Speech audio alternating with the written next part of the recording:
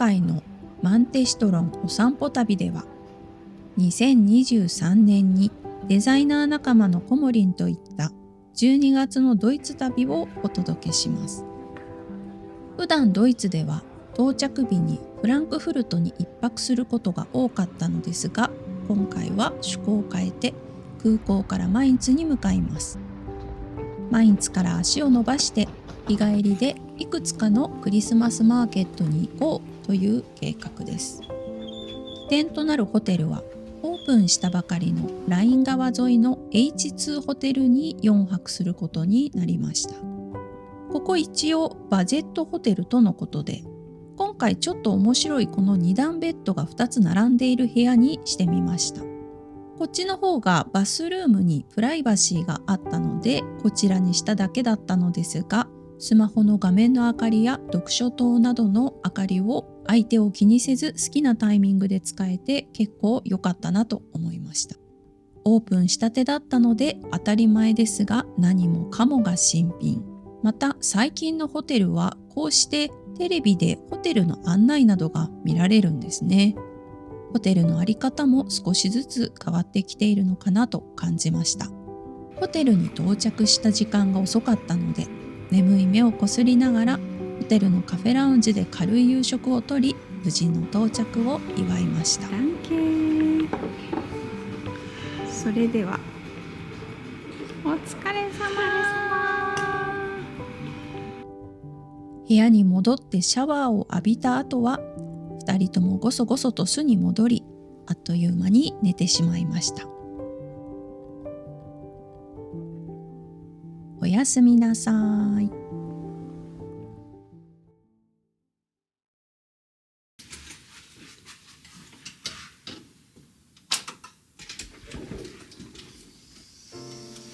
日付変わって12月8日朝7時半。この時点で外気温は摂氏1度。まずはホテルの朝食に向かいます。今回はなんとオープン記念価格で泊まれただけではなく、朝食が無料でついてくるということでありがたくいただきました。これ昨晩飲んだグレープフルーツの入ったビールです。他にもいろんなお酒が置いてあり、いつでも買うことができました。このホテルはここが朝食時以外はカフェ兼バーとなって空いていて、部屋にリビングセットがない分、ここで好きなものをオーダーしてくつろげるようになっています。出張時のお仕事のコワーキングスペースみたいに使われている方もいらっしゃいました。ドイツのホテルって朝ごはんが豪華なところが本当に多いなといつも思います。フランスやイタリアに多いコンチネンタルブレックファストって結構日本人的には腸内環境が悪くなってしまいがちなんですが、嬉しいことにここにも温野菜やヨーグルト、フルーツにシリアルなどもあって大変助かりました。この後ろにもう一つテーブルがあって、私たちが食事を終える頃、そこにフルーツやデザートなどもたくさん出てきていました。私も取ってきました。今回ドイツを旅行していて、あちこちでやたらバジルペストを見かけましたね。流行ってるのでしょうか。ドイツ人の好きな味なのかもしれません。あとグルテンフリーのシリアルなんかもありましたね。まあ正直美味しくなかったですね。起きた時は真っ暗だったのですが、外がだんだんと明るくなってきました。朝はちょっとだけ雪が降っていたのですが、この後すぐに雨に変わってしまいました。朝食後、少しホテル付近を散歩することにしました。お散歩に行ってきます。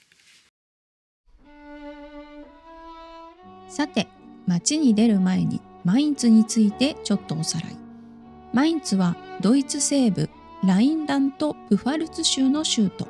ライン川左岸に位置し、なんと紀元前1世紀から人が住んでいたとされる長い歴史を誇る町です。10世紀頃に建てられた大聖堂や教会などによる歴史的景観と活版印刷の父ヨハネス・グーテンベルクの出生地であることでも有名です。数々の歴史的舞台となったり、交易が盛んだった時代を経て、現在人口約22万人、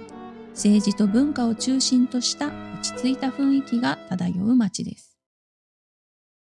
さてここからはところどころ私の撮影ミスによる素敵なスローモーション映像にてお届けいたします。ホテルのすぐそばにとても素敵なベーカリーカフェがあり、とっても気になっていたのですが、この時点ではまだ空いていなかったので、次回また紹介したいと思います。この H2 ホテルの周辺は少し得意なエリアになっています。ライン川沿いのツォルハーフェンという地区なのですが、その名の通り税関港、つまりマインツの税関と貨物取引の中心地だったそうです。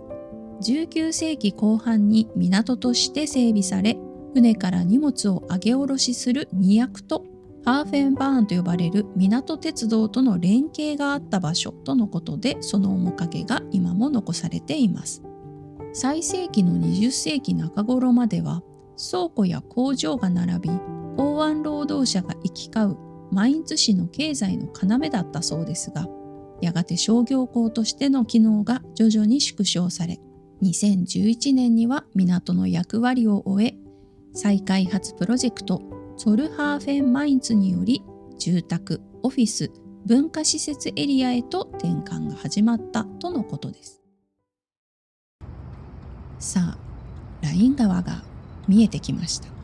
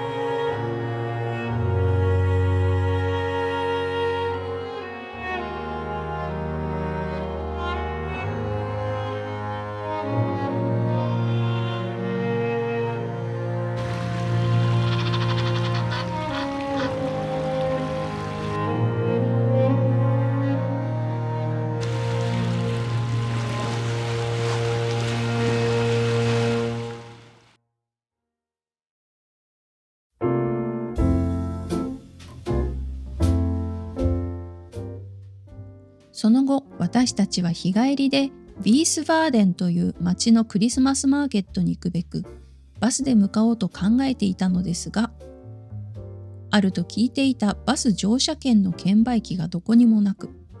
ホテルで聞いても誰も知らなかったので、仕方なく近くの駅まで歩き電車で行くことにしました。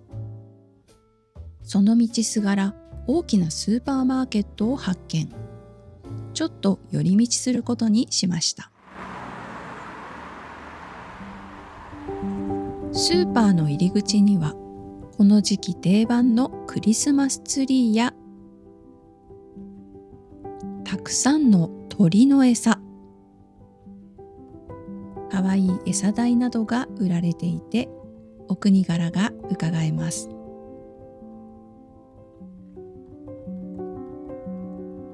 このスーパーはレーフェというドイツ全土で展開している大手スーパーマーケットチェーン。今回の旅行でたびたびお世話になることになるのですが、このラインアレー店は店内は綺麗だし、品揃えも豊富で見ていて飽きませんでした。ちょっとしたホームデコレーションや豊富な種類の果物、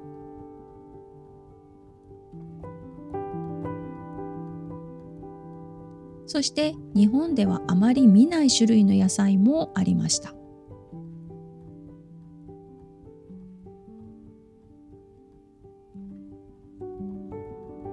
ェンネルやパースニップなども売っています。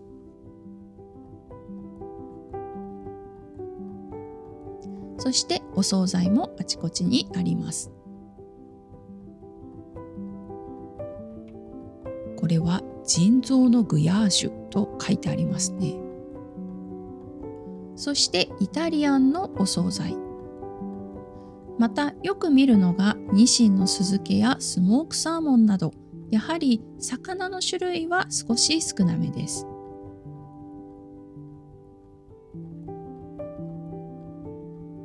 そして圧巻の加工肉コーナー。すごい種類の加工肉がずらっと並んでいます。やはりドイツの食文化の主軸は肉なんだなと改めて感じますね。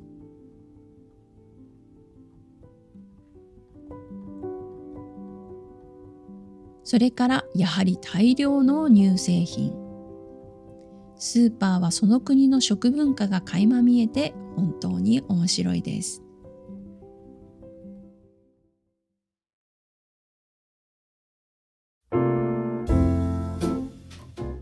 マインツノルト駅に到着しました。駅があるかどうかも怪しい見た目ですが、券売機と時刻表は現役でした。この緑の券売機で乗車券を買います。言語を選択し、行き先を選びます。往復切符はないので、片道を選び、大人か子供を選び、お金を投入します。クレジットカードでも現金でも OK ですが、たまに使えなかったりもするので、画面の使用可能欄に注意してご使用ください。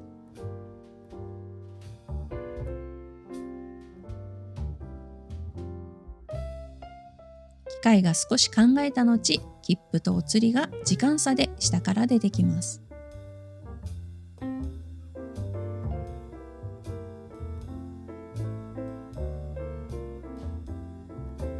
この駅は2つのホームの入り口が道路を挟んで前後に向かい合っているので、この青い表示を見てホームを確認します。でも券売機は2番線側にしかないので注意が必要です。私たちは最初これに引っかかって反対側のホームに行ってしまいました。基本的に時刻表通りに運行していますが、電車が時刻表通りに動いているとは限りません。見てください、この廃墟のようなホーム。いくら待っても電車が来ないので、本当に使われていないのかと思いましたが、実際は違いました。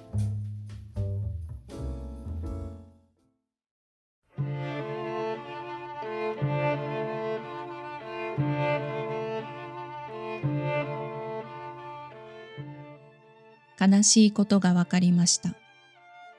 駅が廃墟だったわけではなく、なんとローカル線の S バーン全体がストライキのため運行制限中により、明日まで電車は一本も来ないとのことでした。早速 DB ドイツ鉄道の洗礼を受け、使うことのなかった 3.3 ユーロの切符を握りしめて来た道を帰ります。ちなみにこういった切符は後で払い戻しができるそうなのですが、一体どこで払い戻しができるのか皆目見当もつかなかったので、謙虚な気持ちを取り戻し、今回は勉強代とさせていただきました。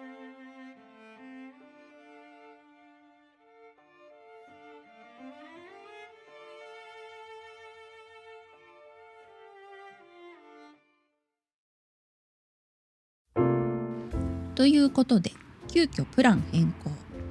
少し遅めのお昼を食べに行くことにしました。朝散歩していたあたりにいくつか気になっていたお店があったので、その中で空いているお店を目指して行ってみます。このゴールドマリーというカフェ、港の景色を見ながら気持ちのいい空間で美味しいランチをいただけます。iPad で英語のメニューを見せていただきました。ランチメニューは日替わりスープ、イタリアンサンドイッチとパストラミサンドイッチがありました。まずは一息ということで、コモリンはカプチーノ。私はといえばドイツに来たからにはこれを飲まずにはおれません。最高ですね。気持ちのいい空間でおビーをいただきます。私はカリフラワーのスープ。コモリンはイタリアンのオープンサンドイッチを注文。私はスープにパンがついていないと思い込んでパンを注文したんですが、スープについていましたね。やっちまいました。パンだらけです。でもお料理はとっても美味しかったです。お店の方もいい方ばかり、お手洗いもきれいで、先ほどの廃墟のような駅で培った暗い気持ちが吹き飛びました。ごちそうさまでした。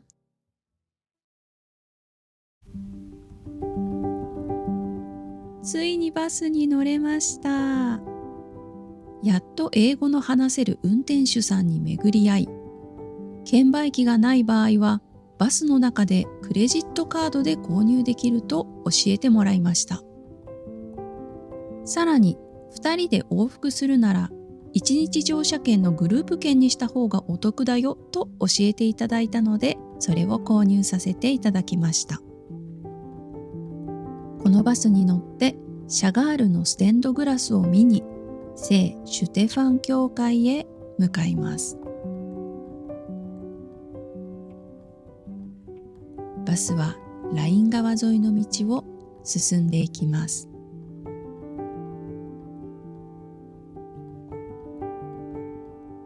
バスがマルクト広場に着くと、マインツのクリスマスマーケットがにぎわい出しているのが見えました。マーケットはまた後で見ることにして、まずは明るいうちに丘を登って教会へ向かいます。この辺りは賑やかな広場から大して離れていないのですが、学校や住宅が並ぶとても閑静な場所で、冬の空気と相まって透明で静かな時間が流れていました。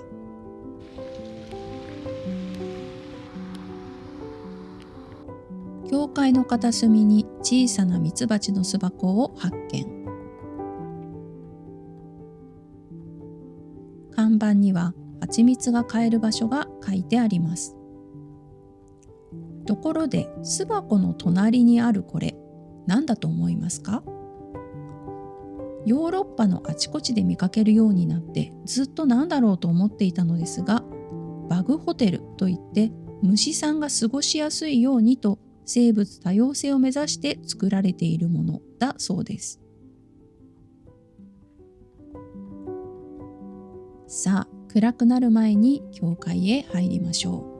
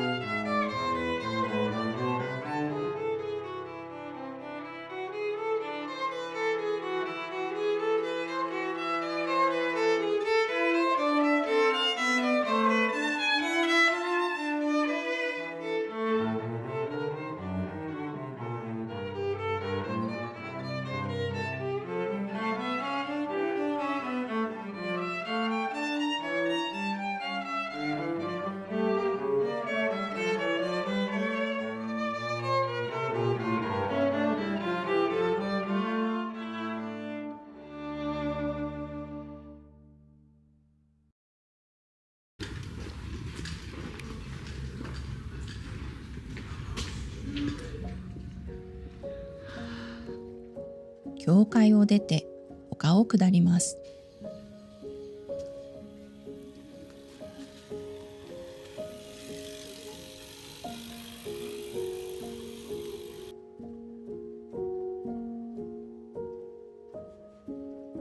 んだんと街が青く染まっていき、小さな明かりが目立ち始めます。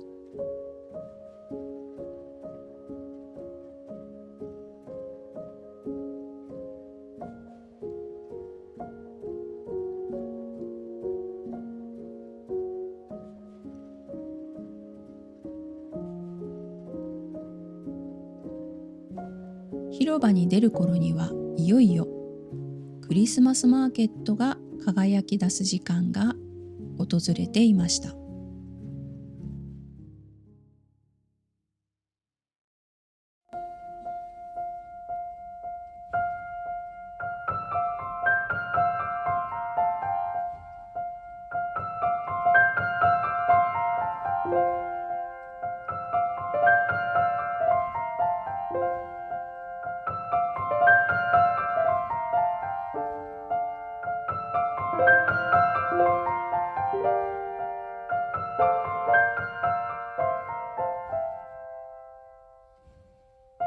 私がヨーロッパのクリスマスマーケットに見せられたのは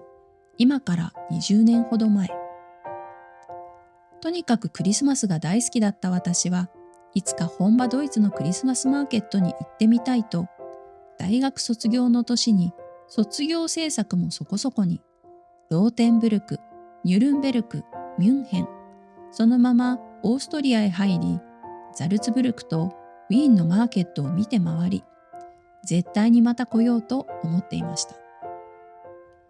ですが裁縫には思ったより時間がかかってしまいました。あちこち見て感じたのは、私は大きすぎるクリスマスマーケットより、地元の人にも愛されているような小さなクリスマスマーケットの方が好きだということ。子供たちが手動のカルーセルに乗っていたり、それを親たちがグリューワイン片手に笑顔で見ている姿、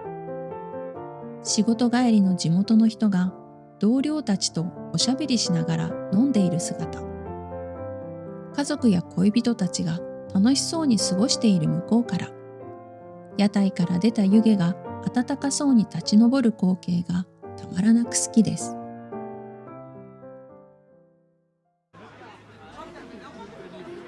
それではマインツのクリスマスマーケットを少し覗いてみましょう。これは香辛料のお店ですね。こういった貿易商っぽいお店は、かつて交易で栄えた時代を彷彿とさせて、ちょっとロマンがありますね。それからお菓子屋さん。魅力的なお菓子がぎっしり並んでいます。子供にはたまらないお店です。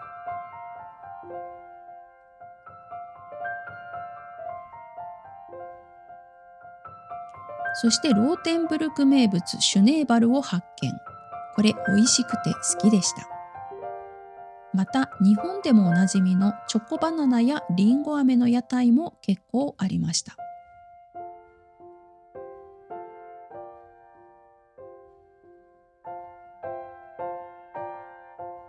それからもちろんドイツの伝統的なクリスマスオーナメントのお店。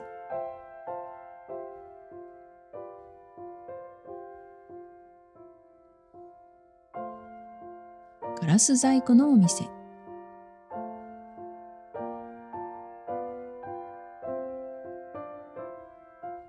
星のランプのお店。ユニークな置物のお店も結構あちこちで見かけます。そして一番混んでいるのはやはり温かいワイン、グリューワインのお店。子供用の温かいジュースなどもあります。こんなかわいい焼き栗のお店もありました。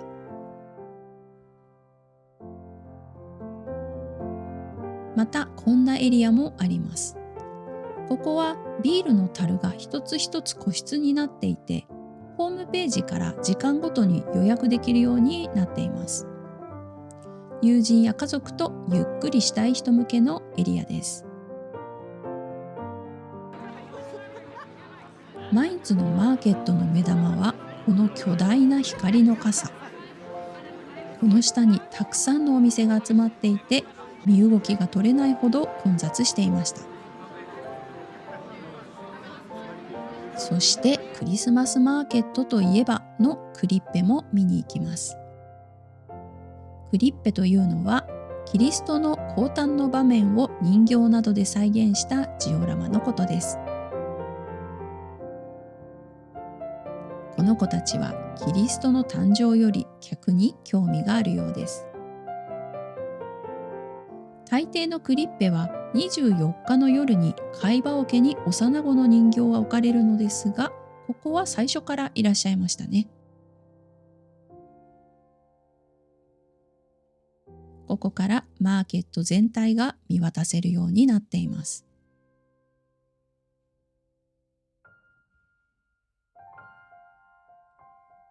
これはレープクーヘンと呼ばれるクリスマスのジンジャーブレッドクッキーです。周りのお店も大忙しでした。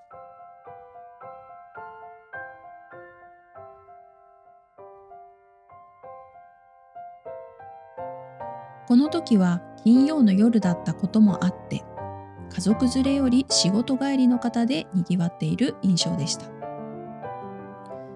この時点で夕方の5時半ぐらいでしたが、まだ時差ボケもあるので、そろそろバスに乗ってホテルに帰ろうと思います。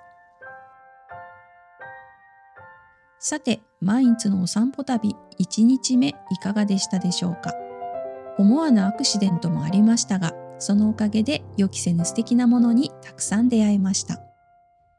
次回はさらにマインツのお散歩を深めるべく、気になっていたホテルの隣のカフェと